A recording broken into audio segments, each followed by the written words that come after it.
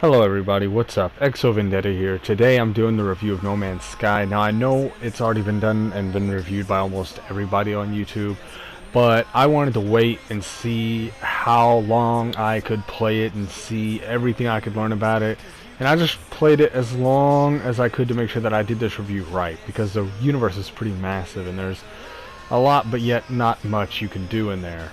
Now, first off, I want to start off with this review by saying the visuals is beautiful. Okay, the game is amazing. Alright, there's not much story there though, except for where you start off where you got to work with a ship and build it up and stuff. You know, you got to get resources, you know, rebuild or build back up the cosmetics that come within the ship.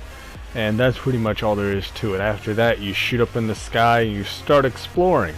That's the beautiful part about it, the visuals. You know, you get to go to, you can actually look at the sky and say, hey, I want to go there, or I want to go look at that planet over there, to see that moon, I want to go to that moon. You know, just to say you can go there. I think the visuals is really beautiful because when you leave a planet, when you land on a planet, when you discover creatures or anything, when the planet has vibrant colors that are very rich and really add, you know, some type of what would be a good word to put it, some type of effect to it. When you look at a game, and have you ever seen a game so visually beautiful that it's just jaw-dropping? No Man's Sky gets you like that for the first few hours. It's really amazing. If you see my streams from the day one release, I enjoyed it. You could see I was happy and contented with it. I mean, the game's not bad. If you're looking for visuals and exploration, I'm guaranteeing you this is your game, because honestly, this game is nothing but exploration, nothing but visuals. So yeah. Personally, I am like that. I like visuals and exploration, so I'm going to keep the game. But I'll get into later on why a part of me doesn't like the game. But yeah, I just wanted to start off with talking about the visuals. I think the color pattern on a lot of planets are great. Although the whole point that I want to make real quick with Sean Murray being a joke is the fact that he said that not every planet will be the same. Correction, a lot of planets do have similar floating rocks. Have similar animals or plant life, just with different colors, designs, or shapes. Doesn't matter. But at the end of the day, they all have carbon, iron, and there's actual, not even a different color. There's some legit plants that look the same from a planet you just left. You could go to a different solar system with a black hole, and you could still find a planet with the same plants or animals, maybe just a different head on them, or maybe they got like little chicken wings or chicken legs. I don't know, but they're practically, a lot of the animals and plants are the same and similar, along with the rock structures. Like, I don't know about anybody else, but a lot of the rock formations on No Man's Sky I was disappointed in because of the lack of creativity. And also, I know that it's made out of algorithms, so anybody that's a diehard fan of No Man's Sky, don't get me wrong, I'm still a diehard fan too. I love the game. But I'm not a diehard fan of lies, okay? And that's a lie right there. Not all planets are different. There's still a lot of similarities that make you feel like you're just landing on the same planet, wasting resources just to land, because every time you boost up in the air with the thrusters, you lose a quarter of it. There's 100% of thruster boost. Thrusters boost is basically the thing that shoots you in the air to even land anywhere else to begin with. And you can only lift off 4 times before it runs out completely. So you're screwed off either way, buddy. I don't know what to really tell you about that one. Graphic wise, the game's alright. You know, I don't expect a game with this mass to be perfect with graphics. I don't think I bought this game for the graphics to begin with. I don't think nobody did. I mean, the graphics we should all and if you did buy it for the graphics, then I mean, I'm sorry to let you down, but you shouldn't expect it to be great. There's going to be times where the graphics aren't great. You know, and that's just something you're going to have to deal with. I mean, the game's so massive, they put more probably into the exploration aspect and visual aspect and less on graphics and specs, which I admit, that's not always a great thing. But for this game, I see where they were trying to go. They were trying to make it a massive open world, replay value and all of that.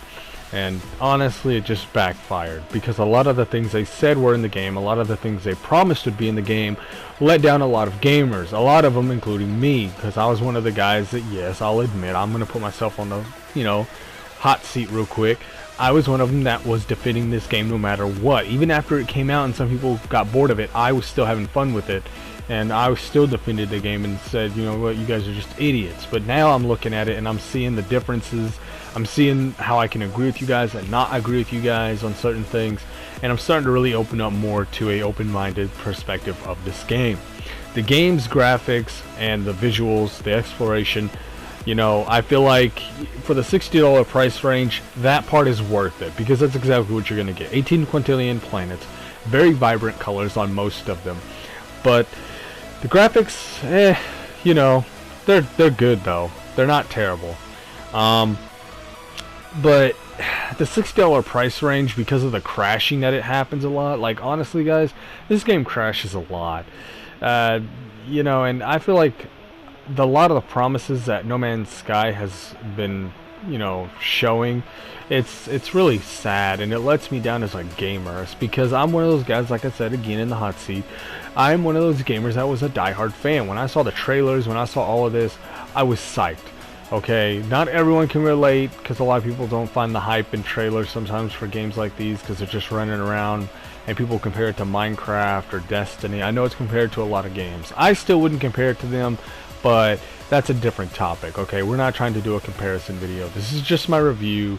So yeah, story wise, I did bring up earlier that the only thing you get to do is really, you know, go to build a ship, and that's it. And then not build a ship, but build things for in the ship that's needed to explore, and then you take off, and that's pretty much it. Well, there's certain parts that are considered stories. Like one, if you want to be a story where you travel to the center of the universe, go fucking ahead. There's even one where I heard there's like a relic you can find, and you know, like there's one big mega relic. I don't know, like I know you can find relics everywhere in like those ruins, but I guess you can, like the Atlas interface can lead you to a relic or something like that, which is like that big diamond on the front cover of the case of No Man's Sky. That's apparently a relic, and you can discover that as well. I don't know if that's true or not, but you guys can look into that or comment down below if that's right or wrong. But there's somewhat of story here, but I think what it lacks is a name and a face. That is where they went wrong. You know, Fallout 4, Witcher 3, where you have a face and a name. Geralt, you give yourself a name on Fallout, you have a face that you can make on Fallout, you have a face, Witcher, Geralt, on Witcher 3. Yeah, see, that's what this game lacks. Character. This game doesn't have character. I don't know who I am. I don't know what the fuck I'm doing sometimes. I feel like the game lacks creativity when it comes to that. Their imagination went a lot into the planets sometimes. Sometimes it got dry and boring, I can tell, because of the creation of the planets. But other than that, the character himself, I feel like for a game to really have life in it, to really have fun in an open world exploration game, you also need to have a purpose and have a face for a purpose. My character, I can't see his face. I don't even have a name for myself. I can't even create my own character. That's not even good enough. No, there's nothing there. I'm just a guy. I might as well hold a camera. I'm like a camera guy exploring. Have you ever felt that way? You're just there with a camera. You can't ever show your face. You can't do nothing. You always got to be in the behind the scenes area. You can't never be on the main screen. You feel neglected of all the fun. It takes fun out of the game. You know, I feel like for there to be a better story, you need a face, you need a name, you need something. Like, you can't even do nothing like Mass Effect, where you can have a background story selected to where people find you, they can check your bio. Like, you know, Mass Effect, where you could actually be a veteran, you could be a guy born in space, you could actually be a guy born on Earth. You had the option to be like whoever you wanted in the background story. Like that's what it is. Like, this game lacks that side of creativity. Just that side of creativity, though, at least. You know, the character, I feel like the games that I've always gotten into, whether it be Skyrim, Witcher 3, Fallout 3, Fallout 4, New Vegas, I don't care what it is, you always had a story. You was a carrier that got shot in the head, so you wanted payback, and you unfolded an entire long story on New Vegas. Fallout 3, your dad was trying to, you know, save the water supply, and he ended up costing him his life. And then you ended up being the hero. And then Fallout 4, you're a dad that's just trying to get his son back, and in the end you lose him, or the option of saving him too. But, you know, there's a story there. Witcher, he's a guy who's actually a badass that went through years of training to hunt down big, massive beasts, take them out, and now he's on a journey to find Ciri, what's that? Fuck, forgot how it's pronounced. I haven't played in a while. But anyway, there's story in all of these games. I mean, I get that this game is extremely massive, so they probably put a lot of money, a lot of work into just the exploration. But I feel like, what's the point of a game if you don't even have a story? I've learned that now the hard way. The game is beautiful, the game is huge. But beauty and math doesn't matter without a name. That's what I've learned about gaming. This game really showed me that. If you're thinking, well, it took you this long to figure that out, no, actually, like I said, I've took my time to make this review, and it's not even about this game, it's just in general, like, this game opened my eyes to realizing what a real good game is. And I feel like the exploration is just one side, but if that's all you do, it gets repetitive. Yes, this game is repetitive, very, very repetitive. Plus, with the lack of resources sometimes, and when you're on a planet where you can't even have enough space to fill up your slots, like, why did they put a limitation on space? Why can't you just have as much carbon or plutonium as you want? That's neglecting the fact of fun from the game. I mean, you can't go anywhere or do anything hardly because your life supply is getting low, and they even call 75% low. That's not low. But they make you feel like you gotta go restock, or sometimes you gotta go because it's 50 or 25% because it decreases on certain planets because of the climate or the weather or some other type of bullshit. I feel like this game had potential.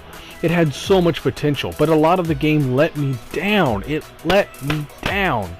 And that's my paper notes I take. I'm slapping it in my hand right now. It let me down. And I love the game. I'm not gonna sell it because, you know, it's the only game that's really broke the boundary of one thing that I will say about the game. That no one can argue. There's no invisible walls. There's no thing like Call of Duty or Battlefield where if you leave the map you die. Because there's no fucking map. That's what's awesome about this game. It's the exploration aspect. That's it. Okay? Now again, it's not worth 60. Okay? Because hey, it needs a lot of work. And I need to see the DLC first before I say it's worth it. Even though I know the DLC will probably have to be paid for because I know it's supposedly free or not free. Don't know. That's just a 50-50 guess because no one knows right now. I think you're gonna have to pay for it. But anyway, I think that the game's exploration does one thing right. There's no invisible walls. You don't die if you go too far. You know, because like there's been a lot of games where gamers have been victimized by not being able to explore to their heart's content. You know, you, me, we can all agree on that. No game has ever done that. Witcher, Fallout, no game has ever been able to break that invisible wall boundary, break down that, and these are big companies. Hello Games a small company. Hell, it started out with 4 dudes. So you're telling me that Fallout couldn't have done that? Witcher couldn't have done that? I feel like the games, you know, could have been a lot larger than what they was. I'm not saying they have to be planets, but just like, honestly, I feel like, I don't know, I feel like there could have been a lot more done to other games, and this proves it right here. If this game doesn't have invisible walls, it doesn't even have an aspect where you'll die if you leave too far away, then I feel like, damn it, other games should have that option too. Because I hate being limited to access like that. But again, limited to supply, just like I said a minute ago, you get low supply rating on this game. Legit, you only get like 100 to 250 fucking carbon per slot. Why? Why? When you can, it costs, I mean, it doesn't cost a lot, but no one wants to keep changing ships just to have more supplies, or buy 100,000, 150,000, or 180,000 slot ratio, where you have more slots to put more stuff in. You have to buy that too. Like, everything costs everything in this game. You need resources, you gotta go hunt it down. But if you run out of ammo, you gotta refuel that with the resources you've already gained. Because carbon can refuel your gun, it can also refuel a lot of other things. And plutonium sometimes is hard to collect because sometimes it's not on certain planets, and sometimes when you collect it, it runs out quick because you gotta land and boost up and land and boost up, because you never know what could be on a planet. You have to go to a space station. Plutonium is something that I run out very quickly. And I feel like, you know, the resource capabilities is really lacking in this game. That kills the fun and the vibe for me. All I'm saying is, if you're gonna have a game that's infinite, make sure the space is a little bit more than just 250 fucking per slot or 150, whatever. I don't care. There's no excuse for it. It's a joke, okay? I'm sorry for that moment of silence, by the way. I just needed that moment of silence just to rethink what the hell is going on with these developers. Sean Murray, you told us this game was infinite. You didn't say nothing about the inventory, but now you're making us regret not asking you that, because now we'd love to see if you'd lie about that too. I feel like the game is 50 out of 50 good. It's a 5 out of 10. That's what I would rate it. Honestly, if you wanted me to put it from a scale of 1 to 10, 50. I mean 5. Hell, 1 to 100 it's 50. 1 to 1,000 it's 500. Because honestly, this game is only half of what it was. It's got the massive universe, not the massive space, not the massive story to fit in this universe. It's like nothing is there but an empty universe. You can't even build anything in the game. You just refuel things and restock up on supplies constantly. You're nothing. You're nothing in the game basically. You're just a gun because you don't even have a body. You might as well say it. And a camera, like I said, you're a cameraman, you know. Replay value? Yeah, only if you like exploration like I do. Because I only play from time to time now. I usually just stick on Overwatch, GTA, other games. Repetitiveness? Yes, like I said, we've already covered this. It's extremely repetitive. I can only play it for an hour or less than that now. Other than that, the game is just, yeah. So, yeah, gameplay. I feel like the gameplay is fun, but there's just a lot of features that were lacked. I even went to Reddit and other places and read all the other things that Sean Murray has said, and I even watched other old YouTube videos back when in 2014 and 15, and I remember hearing a lot of shit that I look back at now and I replay this game and I think, wait, there's things missing. And see, that's what I'm thinking. The gameplay lacks just as much as the capacity of what could have been in this game. Now, the final thing I just want to point out is it worth 60 bucks? No. 30, 40 maybe, even 25, but 60, no. So anyway, I just wanted to say that I think this review was a success, and that's really all I have to say about the game for now. That was the PS4 No Man's Sky review. If you guys enjoyed, leave a like, comment down below your opinion on the game and how you feel right now at the moment with it. Twitter, Instagram links in the description below. As always, I hope you guys enjoyed. EXO out.